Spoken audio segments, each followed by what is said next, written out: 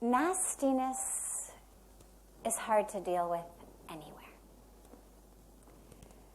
But it's especially hard to deal with when it's under your roof.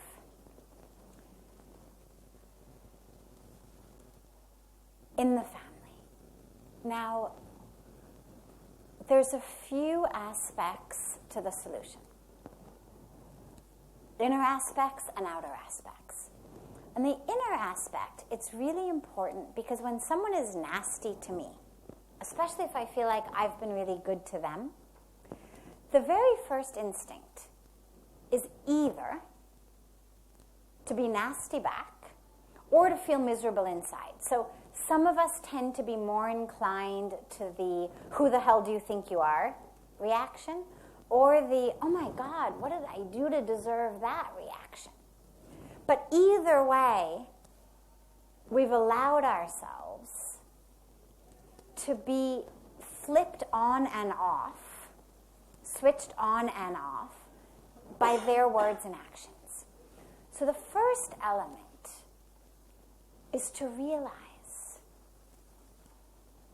that they should not have any control over our internal state. We'll come to the external in a moment, but at least my internal state. Their words are just words.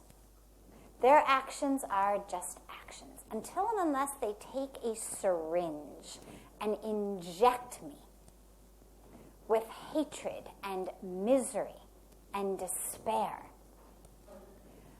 I need to have a way not to let it in. And that's not easy by any means, but it is doable. It is doable through compassion, through understanding that someone who is nasty because inside of them there is a nastiness manufacturing plant. Right? It's not in their food. It's not that, it's not the air they breathe.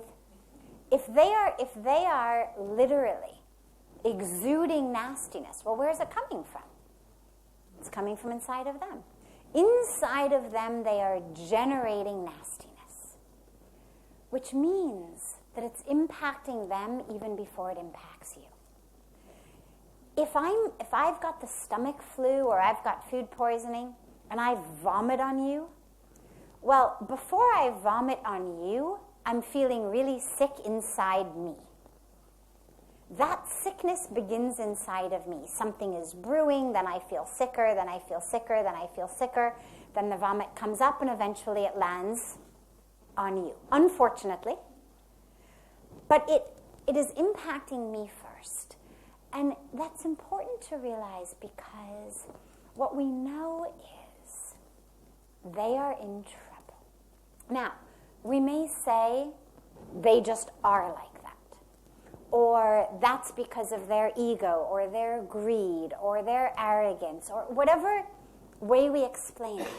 What you know for sure is if they are exuding nastiness, they are generating nastiness. If they are exuding nastiness, they are manufacturing nastiness.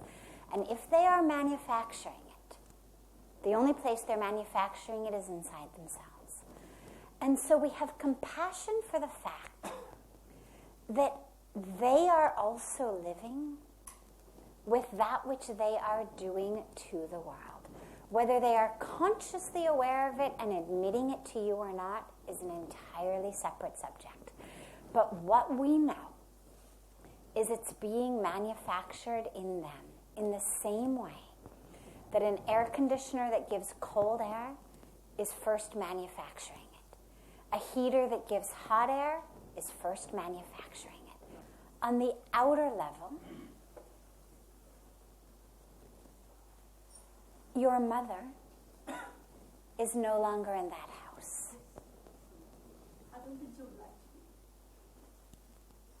You do not need access to that house, to her room, to her pictures, to her possessions, to connect with her. Her spirit, her soul, her essence, her love is here. And it's inside of you. And what I would like to do, if you agree, is tomorrow morning before you go, we can speak about it after this, is to have another puja for her on the banks, not of the dirtiest river there, but of the sacred Mother Ganga, who doesn't need her physical ashes in order to be able to grant her. Don't worry. Don't worry. She's not in those. She's not in those. Let us organize a beautiful puja here tomorrow morning on the banks of Ganga. A sacred, beautiful puja. And if you have even a small picture of her, if there's one online, fantastic. We can get a printout done, we can get it framed, we can have it there in the puja for her, and we can have a beautiful, beautiful puja. Ganga does not actually need her ashes to give her that moksha. So on the external level, in this particular case, as well as in all of the cases, to the extent that we are able to extricate ourselves, to detach ourselves, to disconnect ourselves from the impact upon our lives of other people's nastiness. And that doesn't make it right. But it allows us to live in peace. We were speaking, I don't know if you were with us on New Year's Eve when we were speaking about forgiveness. And the important aspect of that is we are not the karmic police. The law of karma is perfect. It does not require us to keep reminding it who's due what. You know, we're not God's secretary having to make a list of who's due what. Thankfully, we can let go in our minds so we can be free. They are nasty. They are living in their nastiness, and I guarantee you they are suffering. Because if someone is that able to make distant relations suffer, imagine what they're doing to the people under their own roof. If people are that able to cause others to suffer, that is their nature. And if that is their nature, that is what the energy is in their house. That is what the energy is inside of them. That fear, that greed, that separation that is causing them to treat you like this is what they are living with. That is their reality. And whether they are suffering consciously or unconsciously, I don't know. Depends on their level of awakening. Not everybody suffers consciously. But I can guarantee you they're suffering on the unconscious level. And that eventually, they're just going to keep having to come back and do this drama of being human over and over and over again until they get conscious. Pray for their children. And if they're not teaching their children something, at least you can. I don't mean directly. I don't mean barging into their house and taking over the rearing of their children, but energetically, through your way of dealing with them, what you are teaching their children is there is an alternative. Because I guarantee you in that house, there is no alternative. You are showing their children there is an alternative. And who knows? At some point in their life, it may come back. Energetically, it will. That which family members do impact other family members on a level that we're not even aware. The ripple impact of that karma impacts families. So on the outer level, let's give your mother a beautiful puja. On the outer level, create a home for her in your heart, and don't worry about the home that they have taken over. Thinking about what they do causes our minds to be negative and filled with hatred and anger. But thinking about your mom, what you said was that your mom loved them anyway, that your mom was able to do it anyway, which means that your mom has left us an incredible teaching. She has left us an incredible example of how to love, how to live. And she actually had to live under the same roof with them. Oh, she didn't, okay. But how to live in the same family with them. With love, with forgiveness, with compassion. And if you can take even one aspect of what your mother gave, let it heal that anger in your heart. They've already treated her badly. They've already treated you badly. They've treated her home badly. At least take back your life. There's nothing that you can do now to change how they treated her. You're not going to change how they're treating that house. At least you can change the impact they're having on you. That's in your hands. Do not allow them to have that damaging impact on you. Every minute that you spend thinking about them, you've started an anger manufacturing plant within you. Literally. I'm burning up. Right? You're burning up. So, a very, very wise person once said that being angry is like drinking poison and expecting the other guy to die. So you're sitting here furious as though somehow if you're just angry enough, the good Lord is going to hear it and, do something. Well, the law of karma is already doing something. Let that bolt of lightning be a bolt of light in you. Whatever's coming to them is going to come to them anyway. But pray for the bolt of light, not lightning. Pray for the bolt of light in your heart.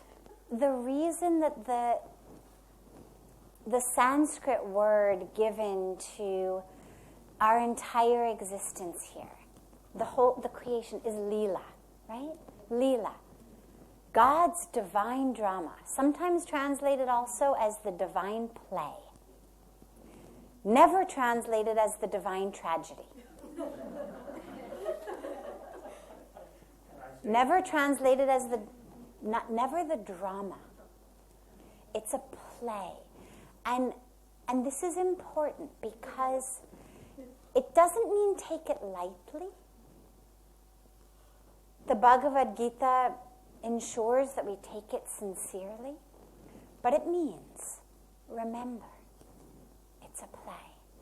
And so when the choice is laugh, scream, or cry, always, always choose laugh. And if after the laughter has lightened your heart, you can find a place in it of compassion for them. Not for them, but for you. They don't need your compassion. My worry is not them.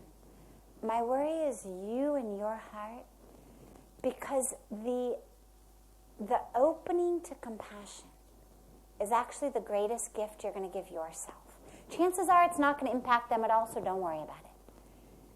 But it's going to impact you in an incredible way.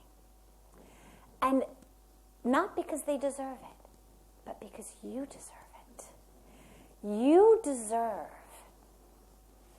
to feel compassion. You deserve to feel love. And if these rascals, after stealing everything from your mother, have now decided that generationally they get to work their way down and now steal from you, well, but see, they're stealing your peace, right? Which is actually more valuable than any possession. But you're permitting them to steal your peace. You've allowed them into your heart to steal your peace. You are here on the banks of Ganga in Rishikesh. They are in a different city, but you have allowed them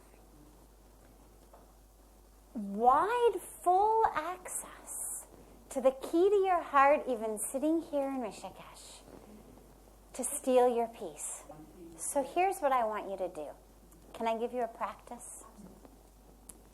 I'd like you to begin a gratitude practice. If the anger bubbles up, let it bubble up. We're not going to fight your anger for now. But I want you to begin a practice of gratitude. Every morning and every night, I want you to start making lists of everything and everyone you are grateful for. At least 15 things every morning and 15 different things every evening. Now, obviously things are going to repeat. But don't take the easy way out. You don't get to just write, my husband, my husband, my husband, my husband, my husband, my husband. It's a practice. There's no harm in that, of course, right? But it's a practice of creative gratitude as well. Okay? So maybe it's my husband's patience. Maybe it's my husband's unconditional love. Maybe it's my husband's willingness to listen to me grumble about these people 24 hours a day without telling me to shut up. Maybe it's my husband's, so it can be my husband, but at least let it be creatively different aspects of him, okay? 15 different things every morning, 15 different things every evening. And every time, wait 1 second. Every time the anger comes up, every time it comes up, I want you to think of something you're grateful for. Because we're not looking to shut down your heart. So the answer is not to close it, but the answer is to change which guests you're inviting in. And so at the moment, you've sort of opened it up to those who are wreaking havoc, while paying much less attention to those who you know are giving lots of love. You know they're there, but your awareness is rooted in those who are stealing your peace. And so I want you, every moment that the anger comes up, to think about something you are deeply grateful for. And just don't try to beat the anger away, but simply allow your heart to fill with love and gratitude for something else. Because I don't want you to turn over the preciousness of your heart to these robbers. There's a lot that they've robbed that we don't have control over. But that which we do have control over is actually the most precious. And every minute that you think about them, every minute that you allow that anger manufacturing plant to spew its hot dirt into the sanctity of your body temple is a moment that you've opened yourself up to abuse. And so we need to change that. And so the practice of gratitude and compassion is for you, because you deserve it.